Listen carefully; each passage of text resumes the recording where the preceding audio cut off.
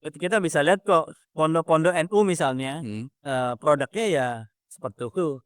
Pondok-pondok Muhammadiyah seperti itu, khas kok, ciri khas. Pondok-pondok, Salafi, Wahabi misalnya, dia khas kok. Maksudnya alumninya khas gitu, artinya memang kembali kepada siapa yang menjadi pengelola.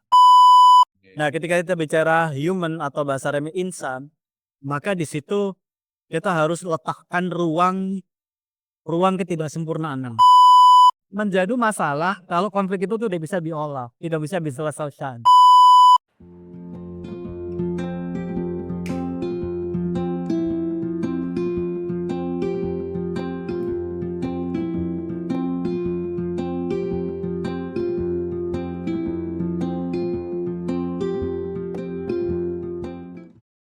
Oke, bismillahirrahmanirrahim. Assalamualaikum warahmatullahi wabarakatuh. Welcome back to the journey. Ini adalah tempat di mana kita ngobrolin banyak tema dari berbagai aspeknya. Dan saya Fikra Mastar, gimana kabar Anda? Semoga Anda sehat selalu. Dan hari ini kita mau ngobrolin soal pondok pesantren gitu. Karena nggak ngerti kenapa ya kalau lihat sosmed hari ini tuh kayaknya pesantren tuh lagi dalam lagi dalam sorotan gitu ya, banyak kasus gitu ya. Salah satu yang mungkin cukup salah satu yang mungkin cukup jadi trigger di kalangan orang tua hari ini tuh adalah beberapa fenomena kayak perpeloncoan sampai ada yang meninggal juga, kemudian kiai-kiai yang nyun sewu cabul dan banyak hal gitu. Nah, dan kita mau bahas apakah sebenarnya pesantren itu pada akhirnya udah nggak aman lagi gitu, seperti apa kata para denkar liberal gitu, atau justru ada yang patut kita kritisi dari banyak praktek yang terjadi di pondok pesantren. Dan untuk membahasnya pagi hari ini menjelang siang ini saya sudah bersama dengan salah satu guru saya gitu.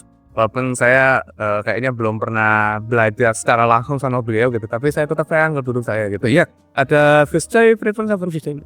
Alhamdulillah baik, Mas Hafid. Nah, ini siang yang terasa gitu. Keras banget ya. Walaupun memang tidak secerah kabar pondok pesantren secara umum ya. Dan banyak sorotan gitu. Tapi sebelum kita masuk terlalu dalam, kalau Gus saya sendiri melihat fenomena yang terjadi di pesantren beberapa tahun terakhir, terutama yang sempat saya mention di awal tuh gimana? Iya, jadi apa yang saya amati dari fenomena pondok pesantren, sebetulnya yang pertama fenomena kerusakan moral hari ini itu menjadi topik umum ya di kalangan generasi muda Islam tuh, di kalangan umat Islam. Iya. Kalau boleh saya katakan ini menjadi keresahan bersama. Jadi dari keresahan bersama itu akhirnya kita bisa katakan fenomena ini terjadi jamak di lingkungan umat Islam dimanapun. Ya, artinya tidak menjadi fenomena khusus di kalangan pesantren ya. Meskipun terjadi di beberapa pondok ya, dan beberapa oknum pimpinan, kiai, guru, atau di kalangan santri, siswa, tapi secara umum kita harus membedakan persoalan ini secara adil sehingga fenomena kerusakan ini sebenarnya terjadi hampir di semua lini. Gitu. Kalau kita bicara kerusakan bahkan di luar pesantren, di luar Islam sekalipun itu juga banyak. Artinya kerusakan ini menjadi keresahan bersama gitu. Bahkan orang yang di luar Islam pun juga sedang mengalami hal yang sama. Gitu. Kenapa? Karena efek dari kapitalisme yang melahirkan sekularisme, permisifme, ya gitu. Itu mereka sedang menuai, sedang panen, tapi panen kerusakan. Gitu. Nah, memang yang disayangkan itu juga terjadi bahkan di yang kita sebut penjara suci memang. Nah, sebenarnya di topik itu kita boleh tuh kita coba elaborasi, kita lebih bahas lebih detail, lebih mendalam. Oh ya. Berarti sebelum kita masuk ke lebih dalam, berarti kita harus menentukan dulu sebagai sebuah kalau saya mungkin menyebutnya sebagai peringatan di awal gitu ya, bahwa apa yang kita bahas ini sebenarnya adalah kerangka dari fenomena umum, tidak dari pesantren aja, tapi juga fenomena umum manusia hari ini gitu, gimana pun gitu. Termasuk tempat-tempat yang tadi dikategorikan sebagai penjara suci itu. Nah, tadi mungkin kita mau memulai dari pertama mungkin kita jangan langsung yang puncak dulu lah, itu terlalu serem gitu. Kita mulai dari yang bawah-bawah dulu. Ada berapa orang tua yang berapa sih kalau kita lihat di sosmed gitu ya, banyak yang bilang kalau pesantren itu hari ini bukan pendidikan yang ideal. Kenapa? Karena pesantren itu dianggap sebagai tempat yang tertutup dari dunia, kemudian terisolir, konservatif gitu. Yang dimana banyak yang menyebut pesantren ini lebih banyak melahirkan orang-orang yang cara berpikirnya itu sempit. Cara berpikirnya sempit karena ruang lingkupnya mereka yang sempit, kan katanya berkorelasi dengan cara berpikir mereka yang sempit gitu, sehingga dalam menyikapi dunia mereka terkadang antara kemudian gagap atau justru lebih tepatnya terlalu, ya kalau kita sebutnya radikal lah gitu. Nah, gimana kalau memandang cara anggapan-anggapan kayak gitu? Ya berarti memang tadi ya disclaimer berarti ya. Disclaimer. Jadi bahwasanya memang ini kerusakan yang jamak terjadi secara general gitu. Kalangan kaum muslimin bahkan di luar Islam sekali. Karena fenomena bullying, kemudian pelecehan seksual, homoseksual itu menjadi bersama. Nah, bagaimana jika itu terjadi di pesantren? Yang pertama memang memahami pesantren itu unik. Pesantren di Indonesia itu kita bisa sebut banyak macam, banyak jenis. Ada pesantren yang memang tradisional, pesantren salaf atau kita sebut salafiyah. Memang pesantren tradisional banget. Dan memang sepertinya filosofi pesantren dulu itu seperti itu. Jadi ada kiai alumni Timur Tengah misalnya, dia kembali dari Timur Tengah, datang membangun rumah, gubuk gitu ya, pondok kecil gitu ya. Kemudian orang tua mengirimkan anaknya belajar. Atau biasanya berangkat dari pengajian dulu ya. Itu naturalnya dulu seperti itu. Makanya disebut pondok gitu. Karena memang kiainya membuat pondok, ya, rumah kecil gitu, santrinya belajar di situ, tinggal di situ. Dan memang diawali dari kelompok kecil. Jadi yang kita bayangkan pondok hari ini besar itu awalnya memang kecil gitu. Artinya ada kebersamaan dengan kiainya, hidup bersama kiai itu memang kental banget dulu seperti. Akhirnya kan pondok itu terus berkembang. Gitu. Kita bisa sebut pondok itu sekarang bisa memiliki santri ribuan. Bahkan ada jenis baru gitu ya. Ada pondok pesantren modern. Oh iya. Gitu. Mereka lebih memiliki struktur, memiliki manajemen.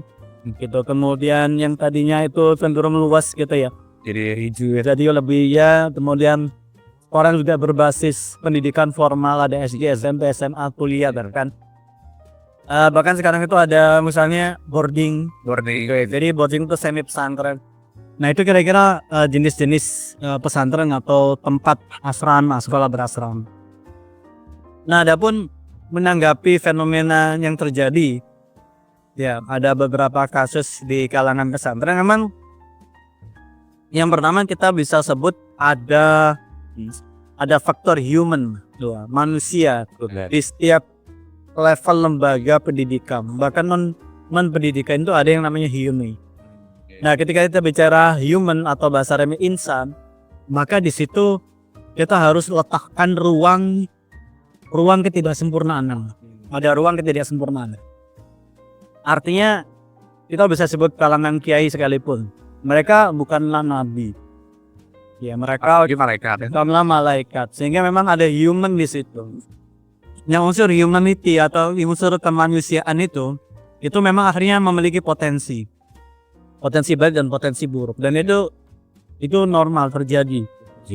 Nah, akhirnya memang pandangan masyarakat itu menjadi sensitif karena mereka memiliki ekspektasi kiai itu harusnya nggak boleh salah sama sekali.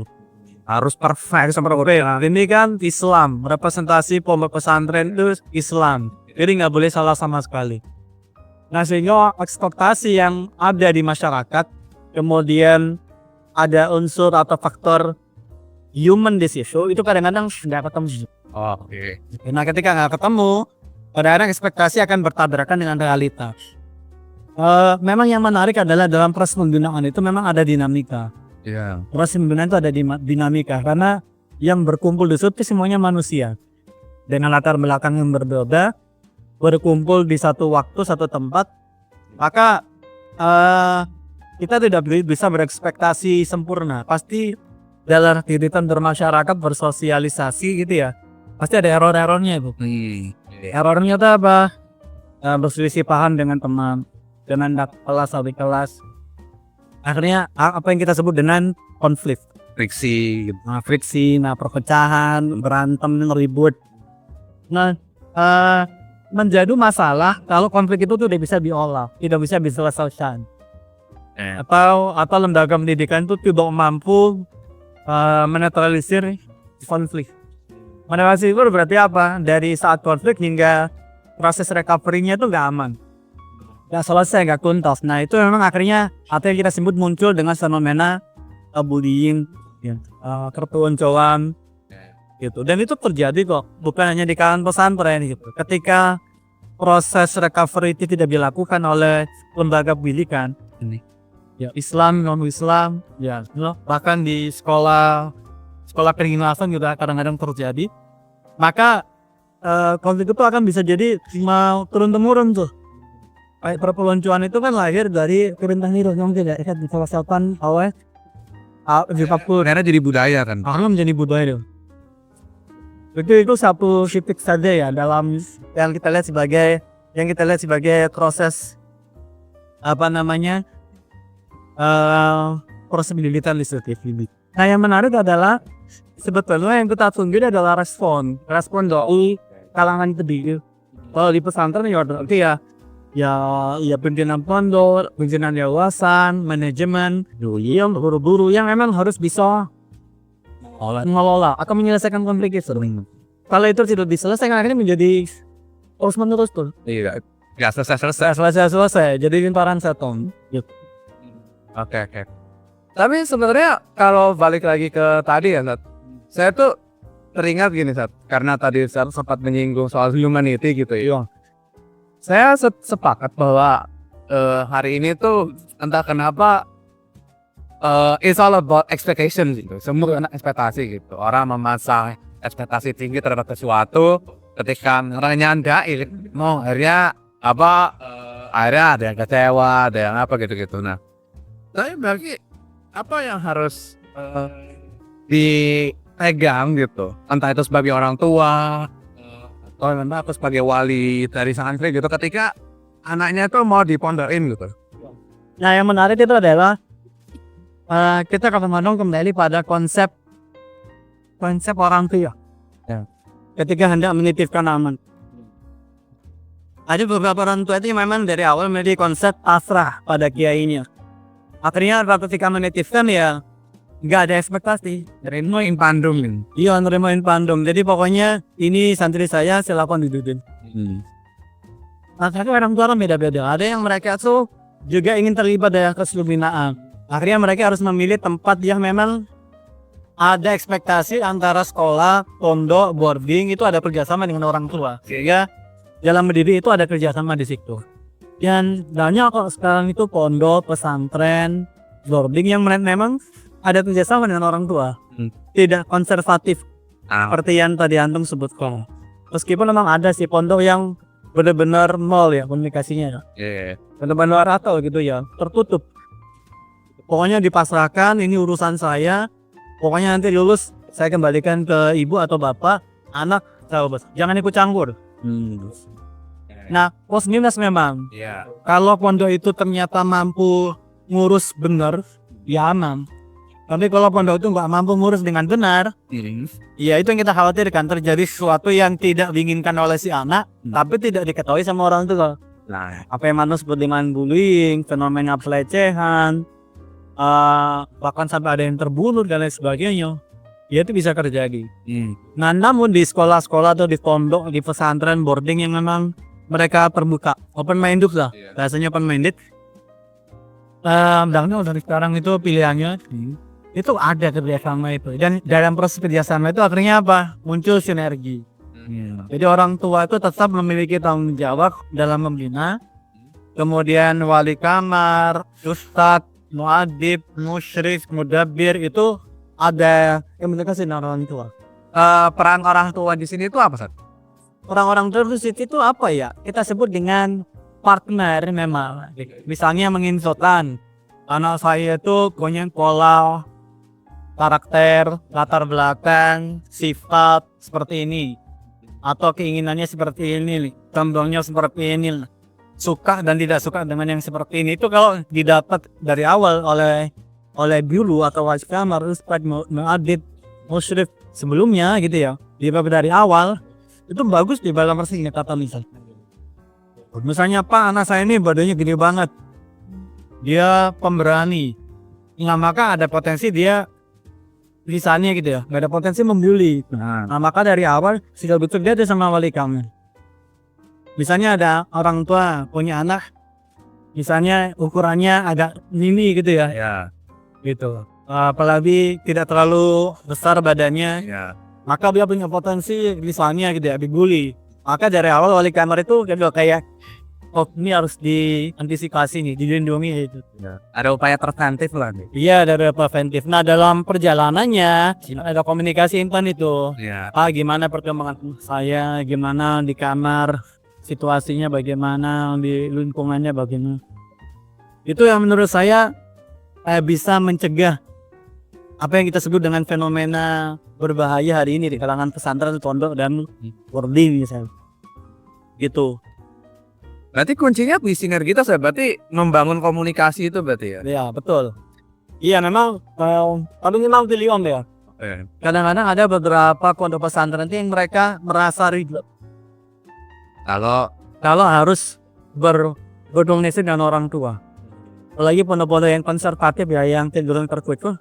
Jadi mereka udah lah orang tua mau dan ditipin sistem katanya gitu. Biarin soal membeli orang tua terima jobi. Bagaimana tadi plus minusnya? Memang mungkin plusnya jadi fokus tuh isapnya tuh. Minusnya kalau seandainya ada konflik yang tidak selesai di kalangan anak-anak, itu tidak saatnya extraordinary kan? Dan itu bisa jadi nggak tertutup, tidak akan diketahui oleh orang tua dan sebagainya. Itu dan banyak apa terjadi bukannya di pesantren ya.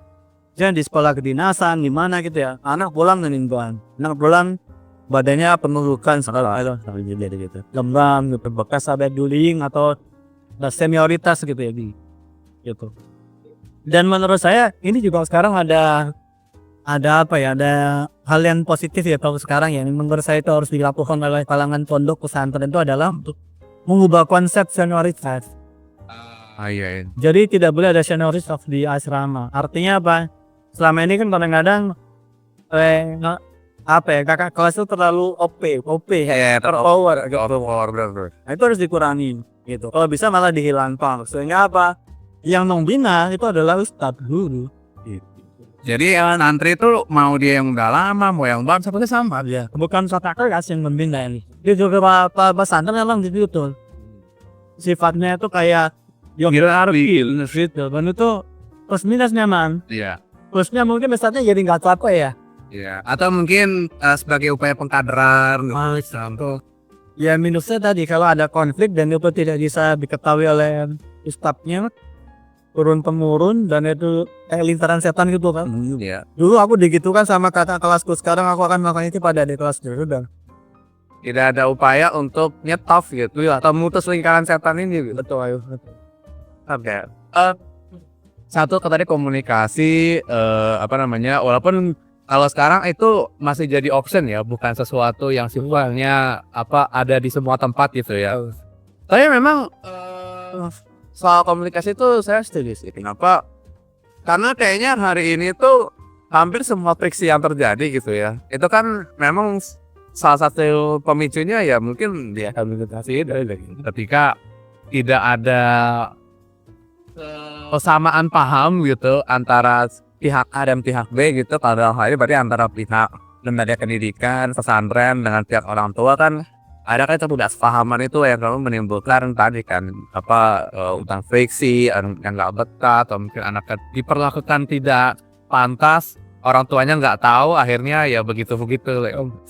Tapi memang selain itu juga kan ada beberapa juga pihak-pihak yang menyebut kalau pesantren itu dalam banyak hal itu udah nggak relevan kan? Itu lu gimana Pak? Iya. Relevansi itu kan kadang-kadang bergantung POV kan. Iya. POV-nya apa dulu? POV apa yang kita pakai? Kalau mereka misalnya mengatakan pesantren kalau untuk tujuan dapat akademik yang bagus, masuk perguruan tinggi terkenal di Indonesia misalnya, apa yang pengen sekolah di luar negeri, selain Timur Tengah misalnya ya memang kayaknya jadi nggak relevan gitu.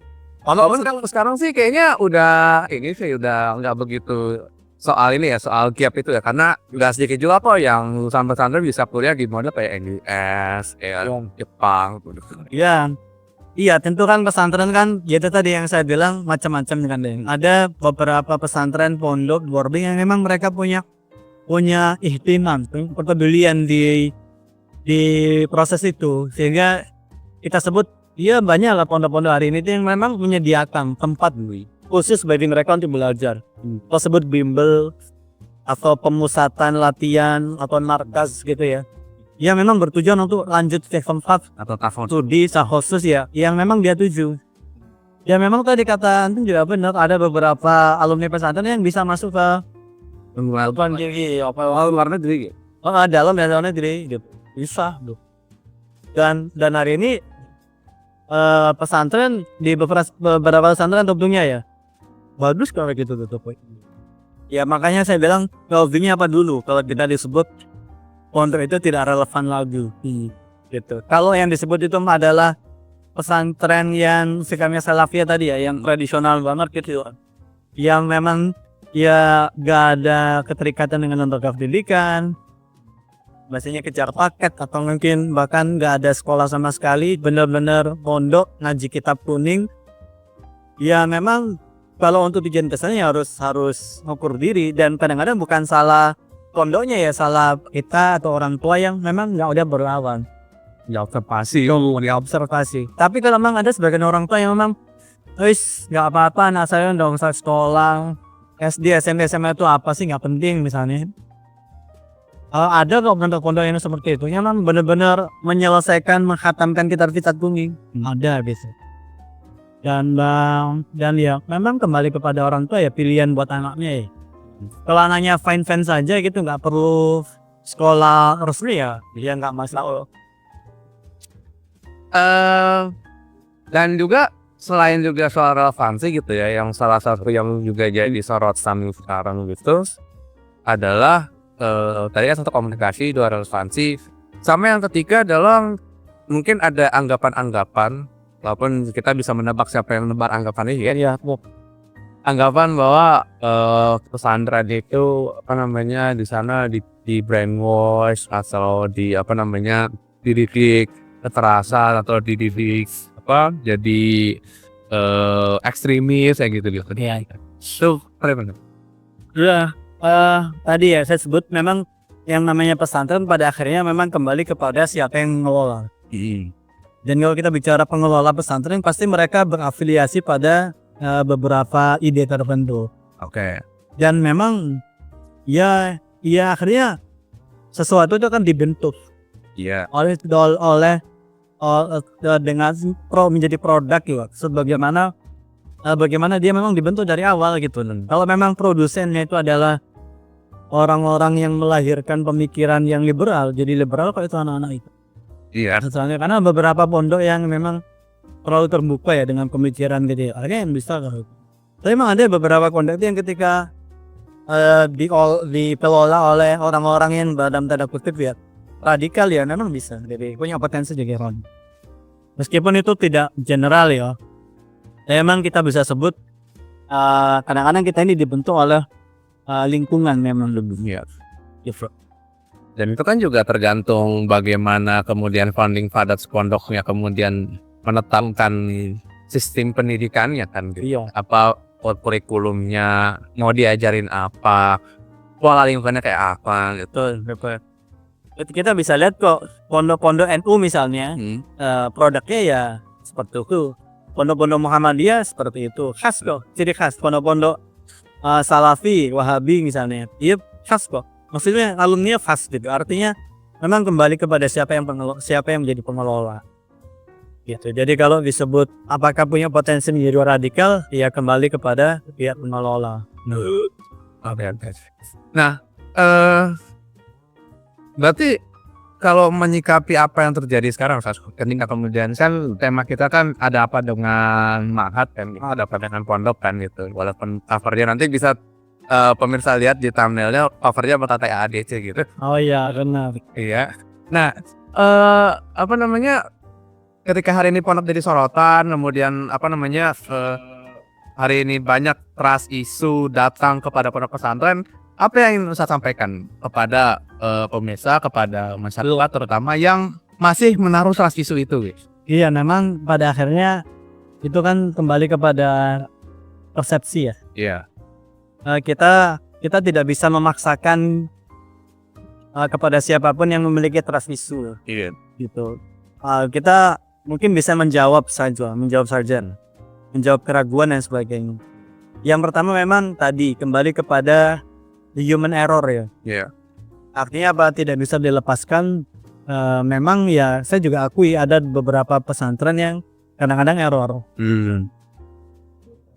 Memang serem ya, tapi memang kadang-kadang faktual. Saya tuh punya teman sekelas nih.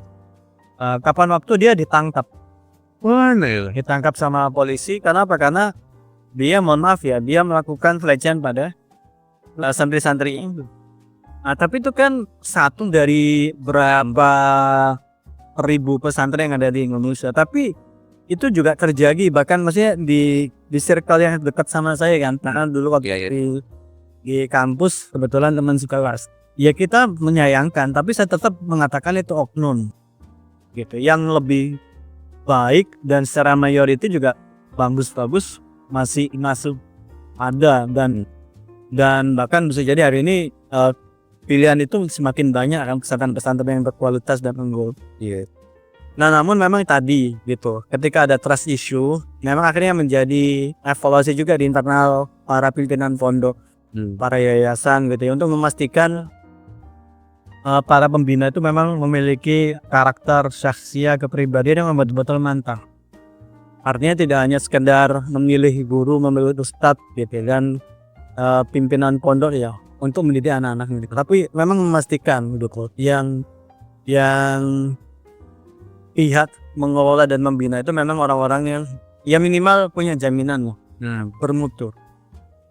Nah, kemudian juga memang menjadi pilihan bagi orang tua gitu loh. Orang tua memang pada akhirnya juga harus melihat kiprah pondok tersebut, pesantren tersebut, boarding tersebut, apakah memang selama ini dikatakan mampu dalam membina, mendidik gitu, punya track record yang bagus dalam pembimbing, sehingga orang tua percaya. Kadang-kadang orang tua kan begitu, punya trust issue pada satu lembaga, tapi kan dia masih bisa memilih di lembaga yang lain yang dia pikir itu aman kok di situ gitu. Memang saya nggak percaya sama model pendidikan yang di sini, tapi saya bisa memilih yang di sana. Bukan trust itu dengan satu lalu digeneralisir gitu. Ya itu yang keliru gitu. Dan secara manusiawi harusnya memang kita adil ya, tidak bisa mengeneralisir setiap masalah. Artinya kalau satu pondok begini berarti pondok yang lain juga sama gitu. Kalau kita balikin ke dia pun juga dia pasti juga nggak terima. Saya ketika ada satu orang mencuri berarti dia juga pencuri, ya dia juga nggak terima. Gitu. Misalnya pada orang yang memiliki trust issue tadi loh. Itu artinya kita harus adil lah, seimbang lah, proporsional gitu dalam menilai sebuah sudut pandang. Ya meskipun tadi saya sebut, ya memang ada sih 1-2 kasus di kalangan pondok yang kadang-kadang memiliki masalah, tapi itu tidak bisa dipukul rata. Oke. Nah, mungkin Untuk menutup ya episode kali ini mungkin ada mungkin pertama pesan untuk para orang tua gitu ya yang anaknya sedang ada di pondok gitu ya. Atau yang mau anaknya dipondokin gitu ya, mungkin udah bikin planning dari sekarang, mungkin ada yang mau sampaikan. Satu, yang kedua untuk apa namanya para civitas akademika atau para stakeholder di dalam dunia pondok, baik itu kiai, pemilik pondok, pimpinan pondok ataupun apa namanya pelaksana teknis kayak guru, muadzin dan sebagainya. Mungkin ada yang disampaikan? Iya. Jadi memang pesan saya bagi orang tua ini, pesan saya bagi orang tua bahwasanya memilih pendidikan itu menjadi hak bagi orang tua. Karena orang tua bisa memilih dia akan disekolahkan di mana. Adapun kewajiban orang tua itu adalah memilihkan tempat yang terbaik. Itu kewajiban bagi orang tua. Kewajiban yang utama adalah mendidik sendiri sih. Kalau memang dia mampu, dia wajib mendidik anaknya. Namun jika dia merasa tidak mampu, maka dia wajib mencari lembaga yang memang kompatibel dengan pola pendidikan dia di rumah atau yang dia inginkan. Akhirnya pondok pesantren itu akan menjadi salah satu pilihan gitu bagi orang tua. Gitu, apalagi ketika orang tuanya punya keresahan soal adab, akhlak, ya kan? Apalagi zaman sekarang moral lu minim banget. Betul. Maka pesantren, pondok, boarding itu menjadi salah satu pilihan yang rasional untuk dijadikan alternatif ya untuk menyekolahkan anaknya. Nah, adapun PR bagi semua, baik stakeholder, yayasan, civitas akademika, para guru, para asatidz, para kiai, itu adalah memang membangun kepercayaan di tengah-tengah masyarakat bahwasanya pondok pesantren itu tetap relevan hingga hari ini. Itu menjadi tempat yang cocok ya untuk membina anak-anak di tengah isu kerusakan moral yang memang general terjadi di setiap lini masyarakat gitu ya. Itu nggak yang tua, nggak yang muda, nggak yang kecil, semuanya punya potensi gitu. Dan akhirnya ayo kita jaga bareng-bareng, kita kembalikan kepercayaan itu. Kalau ada trust issue, kita segera luruskan, ya kita selesaikan persoalan tersebut. Sebetulnya gini loh, masalah itu selalu ada dok. Iya. Tapi yang paling bagus itu adalah menyelesaikannya dengan cara yang se-soft mungkin, sehalus mungkin, dan tidak meninggalkan residu gitu. Kadang-kadang kalau meninggalkan residu tadi itu yang memunculkan lingkaran tadi. Oke. Nah, mungkin sebelum ditutup mungkin Ustadz bisa menyampaikan ke pemirsa untuk nonton The Journey episode ini hanya di Browser Media. Boleh. Tapi agak di sana. Oh iya. Iya. Para pemirsa di The Journey. The Journey. Yuk tonton ya podcast edisi kali ini bersama saya Gus Coy, Mudir Islamic Brothers School Insan Tama, pimpinan pondok, dan bersama dengan Kak Afik. Yes. Oke. Gus Coy, matur nuwun nggih. Sampai orang pensyatiran sudah ngobrol-ngobrol ya di siang ini. Ayo kerambut ya. Dan pemirsa jangan lupa untuk subscribe Browser Media dan ikuti semua sosial media kita. Dan kami pamit. Assalamualaikum warahmatullahi wabarakatuh.